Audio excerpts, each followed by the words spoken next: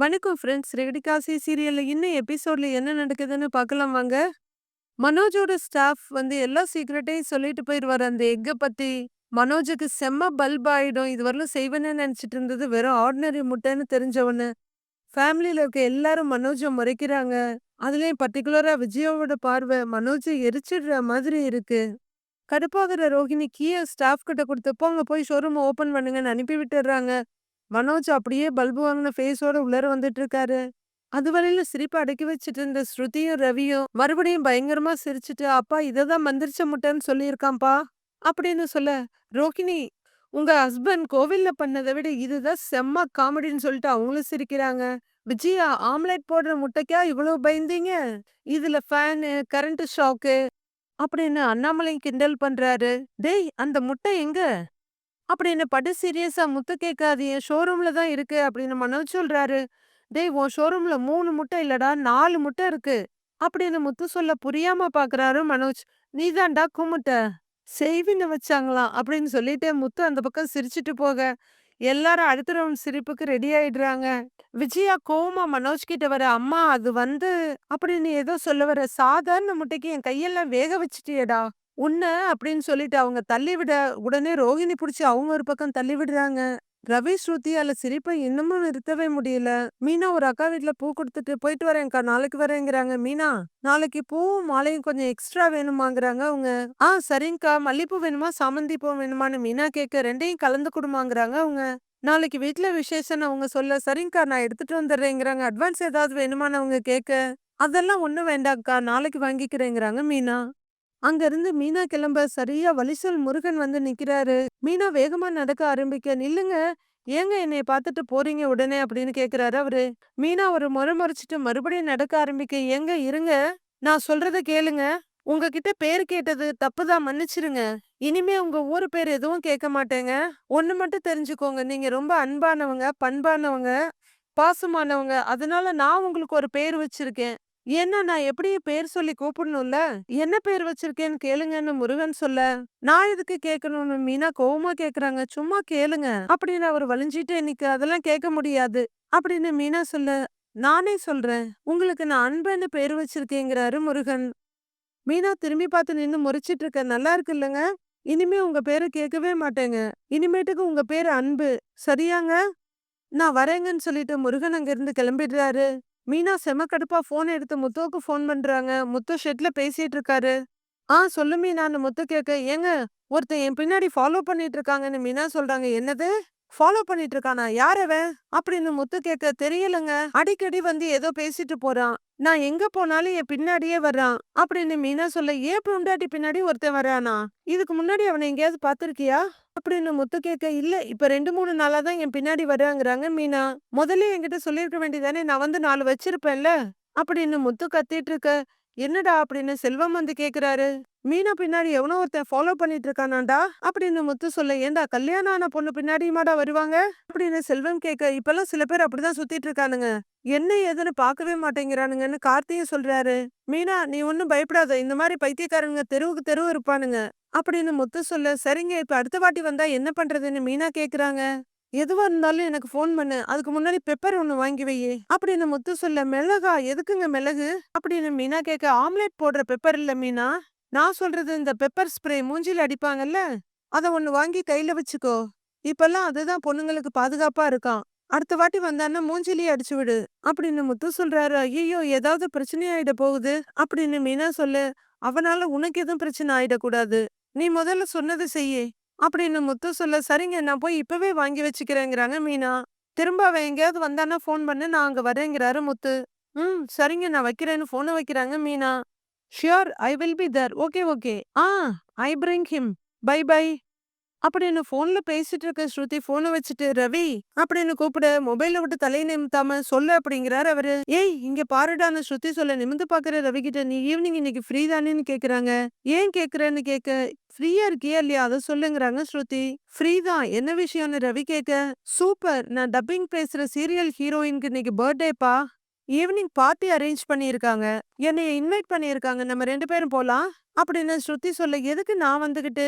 "எனக்கு அங்க யார தெரியும்னு" ரவி கேக்குறாரு. "என்ன தெரியும்ல? அது பத்தாதா? ஹஸ்பண்டோட வாங்கன்னு அந்த பொண்ணு சொன்னா" உன்னை பார்க்கணுமான்னு ஸ்ருதி சொல்றாங்க. என்ன எதுக்கு பார்க்கணும்? நான் என்ன பெரிய செலிபிரிட்டியா? அப்படின்னு ரவி கேட்க, நான் எப்பவுமே உன்னை பத்தி நிறைய பேசுவேன். அதனால உன்னை பார்க்கணும்னாங்க.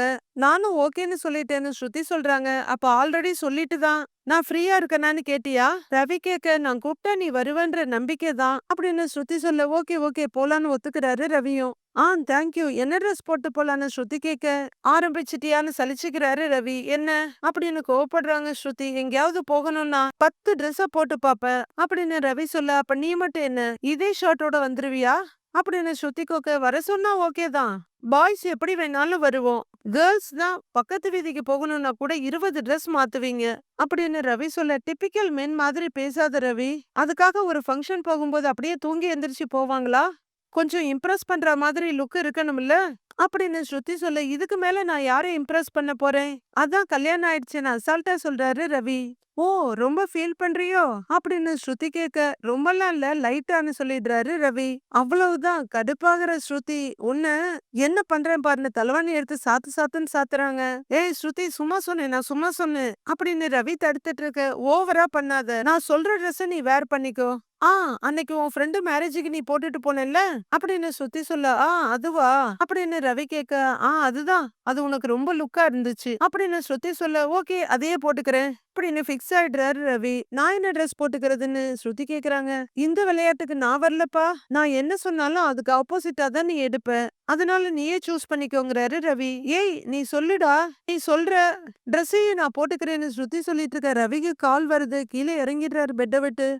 ஏய் இப்ப நீ எதுக்கு ஓடுற? அந்த நீத்துவான்னு கேக்குறாங்க ஸ்ருதி. கரெக்டா சொல்லிட்டேன்னு ரவி சொல்ல, இப்பெல்லாம் அவ தான் உனக்கு அதிகமா ஃபோன் பண்றா அப்படின்னு ஸ்ருதி சொல்ல, அவ என் பாஸ் டி, ஏதாவது பேசிடாதங்கிறாரு ரவி. கால சீரியஸா அட்டன் பண்ணி, சொல்லுங்க நீத்துன்னு ரவி சொல்ல, ஆமா ஓகே ஓ அப்படியா அப்படிங்கிற ரவி. ஈவினிங்கா அப்படின்னு ஷாக் ஆகுறாரு. இல்ல புரியுது, I will come, I come அப்படின்னு போன வைக்கிற ரவி.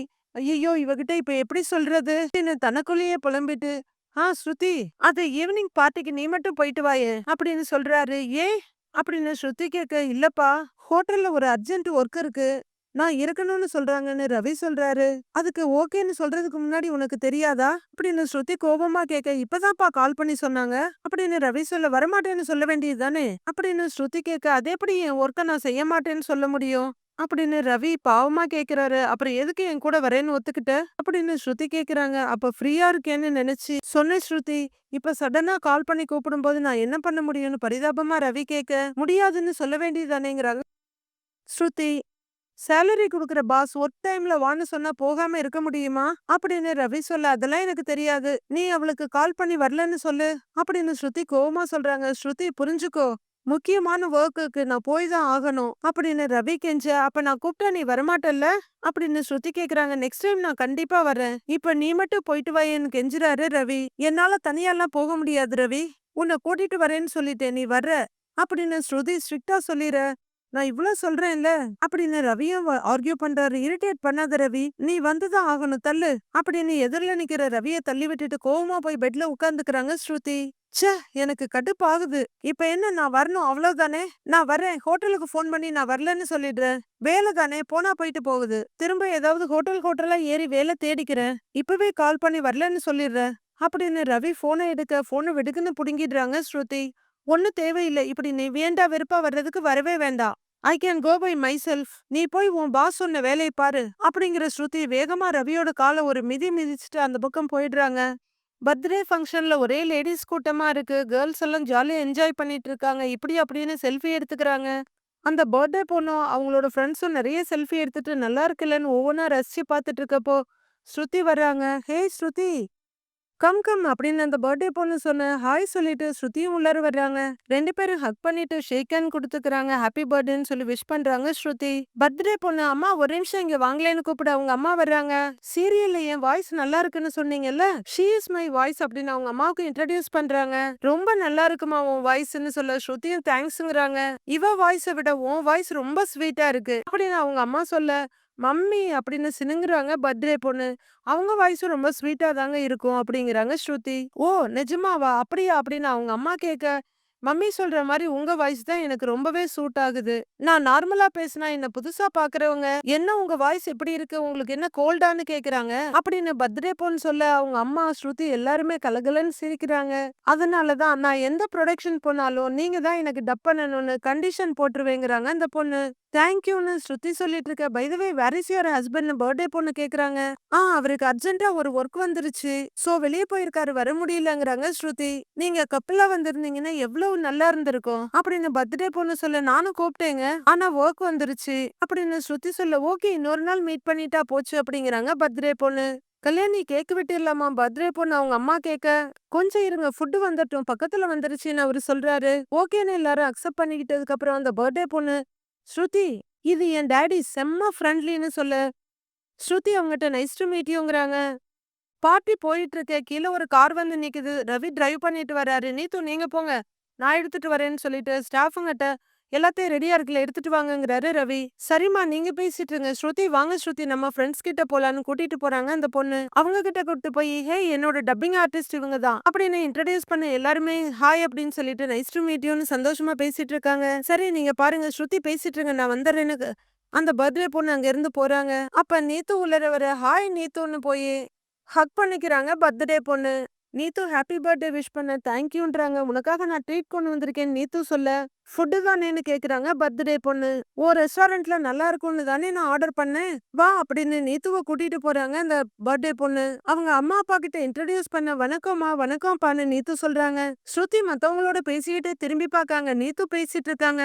இவ இங்க என்ன பண்றா அப்படின்னு ஸ்ருதி யோசிச்சுட்டு இருக்காங்க. "வாங்க எல்லாரும் இங்க வாங்க. இங்க கொண்டு வந்து வைங்க. அங்க செட் பண்ணி வச்சுக்கோங்க." அங்க என்ன கைட் பண்ணிட்டு இருக்காரு ரவி. அங்க ரவி வர்றதையும் பாக்குறாங்க ஸ்ருதி. ரவி கேக்க கொண்டு வந்து அந்த ஸ்டேஜ்ல டெக்கரேட் பண்ணி வச்சுட்டு போறாரு. பர்த்டே பொண்ணு நீத்துவும் பேசிட்டு இருக்காங்க. வர்ற ரவிய பார்த்து இவரு ரவி என்னோட ரெஸ்டாரண்ட் செஃப்னு நீத்து இன்ட்ரோடியூஸ் பண்றாங்க. பர்த்டே பொண்ணு ஹாய் சொல்ல இவர் இல்லனா ரெஸ்டாரண்ட் நடத்துறதே எனக்கு ரொம்ப கஷ்டம். He is a great chef அப்படின்னு இன்ட்ரோடியூஸ் பண்றாங்க. நைஸ் டு மீட் யூன்னு பர்த்டே பொண்ணு சொல்ல ரவி அங்க இருந்து கிளம்புறாரு. இதெல்லாம் ஸ்ருதி பாத்துக்கிட்டே இருக்காங்க. பர்த்டே பொண்ணோட அப்பா எல்லாரும் பக்கத்துல வாங்க கேக் வெட்டலான்னு இன்வைட் பண்றாரு. பர்த்டே பொண்ணு எல்லாரையும் வாங்க வாங்க மேம் ப்ளீஸ் கம்னு எல்லாரும் இன்வைட் பண்றாங்க. ஏமா உன்னோட ஃப்ரெண்ட்ஸ் எல்லாம் கூப்பிடுன்னு பர்த்டே பொண்ணோட அப்பா சொல்ல எல்லாரும் பக்கத்துல வந்துடுறாங்க. ஸ்ருதிய காணோம் தேடிட்டு வர்றாங்க. ஸ்ருதி ஃபோன் வந்த மாதிரி டக்குன்னு எடுத்து காதுல வச்சுக்கிறாங்க. வாங்க இங்க என்ன பண்றீங்க என்ன ஃபோன் வந்திருக்குங்கிறாங்க ஸ்ருதி. பரவாயில்ல பேசிட்டு வாங்க போலான்னு கூப்பிட்டுட்டு போறாங்க பர்த்டே பொண்ணு. ஸ்ருதி தயங்கிக்கிட்டு முறைச்சுக்கிட்டு முன்னாடி வந்து நிக்கிறாங்க. நீத்து அவங்கள பார்த்துட்டு ரவிய கூப்பிட்டு ரவி உங்களோட ஒய்ஃப் அப்படிங்கிற நீத்து ஹாய் சொல்றாங்க ஸ்ருதிக்கு. ரவிய பார்த்து முறைச்சுக்கிட்டே இருக்காங்க ஸ்ருதி. ரவியும் பயந்து போய் பார்த்துட்டு இருக்காரு. இவ எங்க இங்க அப்படின்னு அவரு யோசிக்க டப்பிங் பேசுற சீரியல் ஹீரோயினுக்கு இன்னைக்கு பர்த்டே ஈவினிங் பார்ட்டி அரேஞ்ச் பண்ணிருக்காங்க. என்னை இன்வைட் பண்ணிருக்காங்க. நம்ம 2 பேரும் போலான்னு ஸ்ருதி சொன்னது அவருக்கு ஞாபகம் வருது. இந்த பார்ட்டிக்கு தான் என்ன கூப்பிட்டாளா? செத்தேன்டான்னு மனசுக்குள்ள நினைச்சுக்கிறாரு ரவி. கேக் கட் பண்ணுமா வெயிட் பண்றாங்கல்லன்னு அவங்க டாடி சொல்ல சரின்னு சொல்லி அந்த பொண்ணு கேக்க கட் பண்றாங்க. எல்லாரும் ஹாப்பி பர்த்டே பாட்டு பாடுறாங்க. ஸ்ருதி கொஞ்சம் கோவத்தோட ரவியவே பார்த்துட்டு இருக்க. ஸ்ருதின்னு ஒரு பீஸ் கேக்க கட் பண்ணி அவங்க வாயில ஊட்டி விடுறாங்க பர்த்டே பொண்ணு. ஸ்ருதி தேங்க்யூ சொல்ல கண்டிப்பா சாப்பிட்டு தான் போகணுங்கிறாங்க கல்யாணி. நீத்து வாங்கன்னு கூப்பிட வாங்க ரவின்னு கூப்பிட்டுட்டு அவங்களும் பக்கத்துல போறாங்க. அவங்க 2 பேரும் கேக் ஒருத்தர் மாத்தி ஒருத்தர் ஊட்டிட்டு இருக்கப்போ ஸ்ருதி வேகமா ரவி கிட்ட வர்றாங்க. ரவிய ஒரு முறை முறைச்சிட்டு கடகடன்னு அங்க இருந்து கிளம்பிடுறாங்க. பின்னாடியே ஓடுறாரு ரவியும். ஸ்ருதி ஸ்ருதி நில்லு நான் சொல்றத கொஞ்சம் கேளு ஸ்ருதி அப்படின்னு ஓடி வர்ற ரவி ஸ்ருதியோட கைய பிடிக்க விடுறா அப்படின்னு தட்டி விடுறாங்க ஸ்ருதி. என்ன வேணும் உனக்குன்னு ஸ்ருதி கோவமா கேட்க எனக்கு தெரியுது நீ ஏன் கோவமா இருக்கன்னு ஆனா அப்படின்னு ரவி ஏதோ சொல்ல வர்றாரு. என்னடா ஆனா இந்த பார்ட்டிக்கு தான் நான் உன்னை கூப்பிட்டேன். ஏன் கூட வர முடியலன்னு சொல்லி அவ கூட வந்து நிக்கிற அப்படின்னு ஸ்ருதி கோவமா கேக்குறாங்க. ஏய் ஏன் இப்படி பேசுற இது என் வேலை அப்படின்னு ரவி சொல்ல என்ன அவ பின்னாடி போய் சுத்துறதா அப்படின்னு ஸ்ருதி கேக்குறாங்க. இந்த பார்ட்டிக்கு எங்க ரெஸ்டாரண்ட்ல ஃபுட் ஆர்டர் பண்ணியிருந்தாங்க. அத டெலிவரி கொடுக்க வந்தோம். இந்த பார்ட்டிக்கு தான் நீ கூப்பிட்டேன்னு எனக்கு எப்படி தெரியும்? இங்கதான் வரணும்னு தெரிஞ்சா நான் நீத்து கிட்ட முன்னாடியே பெர்மிஷன் வாங்கியிருப்பேன் அப்படின்னு ரவி சொல்ல வாட் நீ என் கூட வர்றதுக்கு அவதான் பர்மிஷன் கொடுக்கணுமா அப்படின்னு ஸ்ருதி கத்துறாங்க. ஸ்ருதி புரிஞ்சுக்கோ திஸ் இஸ் மை ஜாப். எங்க ஆர்டர் வந்தாலும் நான் போய் தானே ஆகணும் அப்படின்னு ரவி சொல்ல நீ என்ன டெலிவரி பாய் வேலையா பாத்துட்டு இருக்க? செஃப் தானே உன் வேலை. நீ கிச்சன்ல தானே இருக்கணும் அப்படின்னு ஸ்ருதி கேட்க எங்க ஓனர் என்னை நம்பி இந்த பொறுப்பு கொடுத்திருக்காரு. நீத்து இந்த பிசினஸ்க்கு புதுசு. அதனால நான் உங்களுக்கு ஹெல்ப் பண்றேன் அவ்வளவுதான் அப்படின்னு ரவி சொல்ல அப்போ ஓகே நீ போய் அவளுக்கே ஹெல்ப் பண்ணு. யாருக்கு நீ இம்பார்ட்டன்ஸ் தரேன்னு நல்லா தெரிஞ்சிருச்சு. கொஞ்ச நாளா நானும் பாத்துக்கிட்டு தான் இருக்கேன். என்னை விட அவ உனக்கு ரொம்ப முக்கியமா போயிட்டா அப்படின்னு ஸ்ருதி கத்துறாங்க. Are you serious? என்ன பேசிட்டு இருக்க நீ? நான் என்னமோ பொண்ணை கூட்டிட்டு ஊரை சுத்துற மாதிரி பேசிட்டு இருக்க நீ என்ன சந்தேகப்படுறியான்னு கோவப்படுறாரு ரவியும். நான் சந்தேகம்லாம் படல. ஆனா உனக்கு லைஃப்ல யாருக்கு பிரையாரிட்டி குடுக்கணும்னு தெரியல. ஒய்ஃப் முக்கியமா இல்ல பாஸ் முக்கியமான்னு கூட உன்னால முடிவு பண்ண தெரியல அப்படின்னு ஸ்ருதி சொல்ல, நான் ஒன்னும் பாஸுக்கெல்லாம் பிரையாரிட்டி குடுக்கல. என் வேலைக்கு தான் குடுக்கறேன் அப்படின்னு ரவியும் கோவமா சொல்ல, அப்ப போய் உங்க வேலையை பாருங்க சார். போங்க போய் நல்லா சர்வ் பண்ணிட்டு நீங்களும் நல்லா சாப்பிடுங்க போங்க அப்படின்னு கோபமா சொல்ற ஸ்ருதி கடகடன்னு அங்க இருந்து கிளம்பிடுறாங்க. ஸ்ருதி ஸ்ருதி உங்ககிட்ட தான் பேசிட்டு இருக்கேன்னு ரவி கத்திட்டு இருக்க, அத காதுல கூட வாங்கல ஸ்ருதி. ரவி உள்ள போக திரும்ப ரவி உள்ளார எல்லாரும் சாப்பிட ஆரம்பிச்சுட்டாங்க. அப்படிங்கிற ஸ்ருதி கொஞ்சம் தள்ளி பார்க்க ஸ்ருதி போய்கிட்டே இருக்காங்க. What happen? ஸ்ருதி ஏன் போறாங்கன்னு கேக்குறாங்க. ஐ திங்க் டப்பிங் இருக்குன்னு போறா அப்படிங்கிற ரவி. நீங்க போங்க நான் வரேங்கிறாரு. ஓகேன்னு சொல்லிட்டு நீத்து போயிட்டு இருக்க ஸ்ருதியவே பாத்துட்டு இருக்காரு ரவி. மறுநாள் பொழுது விடியுது. ஆன்ட்டின்னு கூப்பிட்டுட்டே பார்வதி வீட்டுக்குள்ள பூ கொடுக்க வர்றாங்க மீனா. வாமான்னு சொல்லி பூவை வாங்குற பார்வதி, நானும் நிறைய இடத்துல பூ வாங்கியிருக்கேம்மா, ஆனா உங்ககிட்ட வாங்குற பூ தான் இப்ப பறிச்ச மாதிரி ஃப்ரெஷ்ஷா இருக்குன்னு சொல்லிட்டு பேக் திறந்து மோந்து பாக்குறவங்க வாசம் கம கமன்னு இருக்குன்னு சொல்றாங்க. ஆன்ட்டி, சாமிக்கு வைக்கிற பூவை நாம மோந்து பார்க்க கூடாதுன்னு சொல்லுவாங்க அப்படின்னு மீனா சொல்ல, ஐயோ மறந்துட்டேம்மா, வர வர மறதி அதிகமாயிடுச்சு, எதையுமே யோசிக்க தோன்றதில்ல, கொஞ்ச நாளாவே மனசுக்கு ரொம்ப கஷ்டமா இருக்கு மீனா அப்படின்னு பார்வதி சொல்லிட்டு இருக்க. ஏன் ஆன்ட்டி என்னாச்சுன்னு மீனா கேக்குறாங்க. அதான் நடந்ததெல்லாம் உனக்கு தெரியுமே. ஆமா, விஜயா எப்படி இருக்கா அப்படின்னு பார்வதி கேட்க, நல்லா இருக்காங்க ஆன்ட்டிங்கிறாங்க மீனா. முன்னாடி எல்லாம் ஒரு நாளைக்கு 2 தடவை ஃபோன் பண்ணி பேசுவா, இப்பெல்லாம் ஃபோனே பண்றது இல்ல. நான் முத்துக்கிட்ட உண்மையை சொல்லிட்டேன்னு விஜயா என்கிட்ட பேசுறதே இல்ல. அன்னைக்கு கூட நான் அங்க வந்தப்போ என்னைய பார்த்து பெருசா ஏதும் பேசாம இருந்துட்டா. நான் என்ன தப்பு பண்ணேன் நீயே சொல்லு மீனா. முத்து பாவம் அன்னைக்கு ரொம்ப வருத்தப்பட்டு பேசினா. முத்து இவ்வளவு வருத்தமா பேசி நான் பார்த்ததே இல்ல. மீனாவை எங்க அம்மாவுக்கு தான் பிடிக்காது, உங்களுக்குமா பிடிக்காதுன்னு கேட்டான். என் மனசே பாரமாயிடுச்சு. அதாம்மா முத்துக்கிட்ட எல்லா உண்மையும் சொல்லிட்டேங்கிறாங்க பார்வதி. நீங்க எந்த தப்பும் பண்ணல ஆன்ட்டி அப்படின்னு மீனா சொல்ல, விஜயாவுக்கு அது புரியலையே. அது சரி, அவ பெத்த புள்ளையவே புரிஞ்சுக்கல. அவன் கள்ளங்கபடம் இல்லாதவன். எனக்கு அப்படி ஒரு பையன் இருந்திருந்தா தலையில தூக்கி வச்சு கொண்டாடி இருப்பேன். அப்படி ஒரு பிள்ளைய பெத்துட்டு அவனோட அருமைய விஜயா தெரிஞ்சுக்காம இருக்கா. நீ எதுவும் என்னைய தப்பா நினைக்கலையே மீனான்னு பார்வதி வருத்தமா கேக்குறாங்க. நான் எதுவுமே நினைக்கல ஆன்ட்டி, நீங்க நியாயமா தான் நடந்துகிட்டீங்க அப்படின்னு மீனா சொல்றாங்க. உனக்கு என்னைய கொஞ்ச நாளா தான் தெரியும், நீயும் என்ன புரிஞ்சுகிட்ட. ஆனா விஜயா 30 வருஷமா என் கூட பழகி என்னை புரிஞ்சுக்கல. நானே அவளுக்கு ஃபோன் பண்ணி டான்ஸ் கிளாஸ்க்கு வரலையான்னு கேட்டேன். கொஞ்ச நாளைக்கு யாரும் வர வேண்டாம்னு சொல்லிட்டா அப்படின்னு பார்வதி சொல்ல, எனக்கும் வருத்தமா தான் இருக்கு. அத்தை அவங்களுக்கு ரொம்ப பிடிச்ச இந்த கிளாஸ் எடுத்துக்கிட்டு இருந்தாங்க, இப்ப அதுக்கும் கூட வராம இருக்காங்கன்னு மீனாவும் வருத்தப்படுறாங்க. அவ அப்படிதான், எதையும் பொறுமையா யோசிக்கிறதும் கிடையாது, நிதானமா பேசவும் தெரியாது. மனசுல தோன்றத சரியா தப்பான்னு கூட பார்க்க மாட்டா, சுருக்குன்னு பேசிடுவா. உன் மாமனாரு தங்கமான மனுஷன், அவரு மட்டும் விஜயாவுக்கு புருஷனா வராம வேற யாராவது வந்திருந்தா ஒண்ணு விஜயாவை வெட்டி விட்டுருப்பாங்க, இல்ல அவங்க ஓடி இருப்பாங்க. ஏன்னா விஜயா குணம் அப்படி.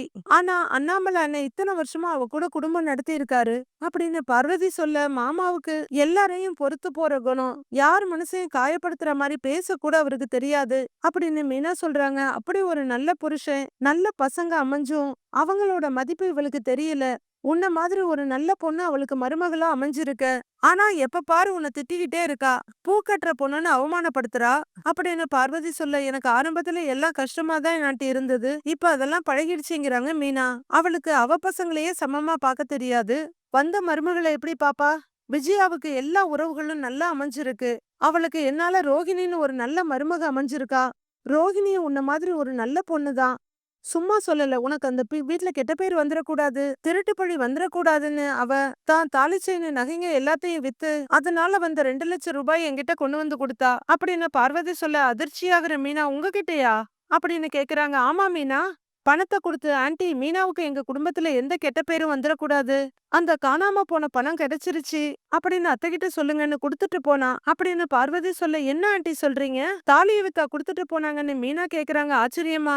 சத்தியமா மீனா, குடும்பத்துல சண்டை வரக்கூடாது, வீடு அமைதியா இருக்கணும், மீனா ரொம்ப நல்லவங்க, அவங்க மேல இருக்க கெட்ட பேர் போகணும், அதனால பணம் தொலையல, பீரோல தான் இருந்துச்சுன்னு விஜயா கிட்ட கொடுக்க சொன்னா, நானும் விஜயாவுக்கு போன் பண்ணி சொன்னேன் அப்படின்னு பார்வதி சொல்ல, நிஜமாதான் சொல்றீங்களா அப்படின்னு மீனா நம்பாம கேட்க, நீயுமா என்ன நம்ப மாட்ட, உன் அத்தை தான் என்ன நம்பல, சாமி சத்தியமா ரோகிணி தான் கொடுத்தா மீனா, ஏன் உனக்கு இது தெரியாதா அப்படின்னு அதிர்ச்சியோட நிக்கிற மீனாவை பார்த்து கேக்குறாங்க பார்வதி. இல்ல ஆன்ட்டி, யாரும் சொல்லல அப்படின்னு மீனா சொல்ல, ஐயோ அப்ப நான் தான் உளறிட்டேனா, ரோகிணி ரகசியமா இருக்கணும்னு நினைச்சிருப்பா போல.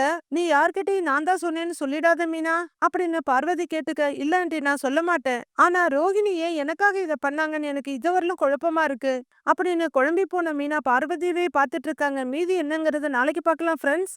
மனோஜோட ஷோரூம்ல கொஞ்சம் படத்தை வச்சுட்டு ஒருத்தர் நிக்கிறாரு. என்ன சாமி படம் இதுன்னு மனோஜ் கேட்க, கண்திருஷ்டி படம். ஆந்திராவுல இருந்து வந்தது. இந்தியா முழுக்க போயிடுச்சு. வடநாட்டுல ரொம்ப ஃபேமஸ். தமிழ்நாட்டுக்கு இப்பதான் வந்திருக்கு அப்படின்னு அந்த சாமியார் சொல்ல, அந்த படத்தை பக்கத்துல போய் பார்த்து ஒரு படத்தை கையில எடுத்துட்டு வர்ற ரோஹிணி, இந்த படத்துல இருக்க முகத்தை எங்கேயோ பார்த்த மாதிரி இருக்கு அப்படின்னு யோசிக்கிறவங்க, ஏய் மனோஜ், இது ஆன்ட்டி, உங்க அம்மாடா அப்படின்னு அதிர்ச்சியோட சொல்ல, அதே அதிர்ச்சியோட வாங்கி பாக்குறாரு மனோஜ். அது விஜயாவே தான். ஒரு தடவை அவங்க மேல மிளகாத்தூளும் அரிசி மாவும் கொட்டினப்போ ஸ்ருதி எடுத்த பிக்கு தான்.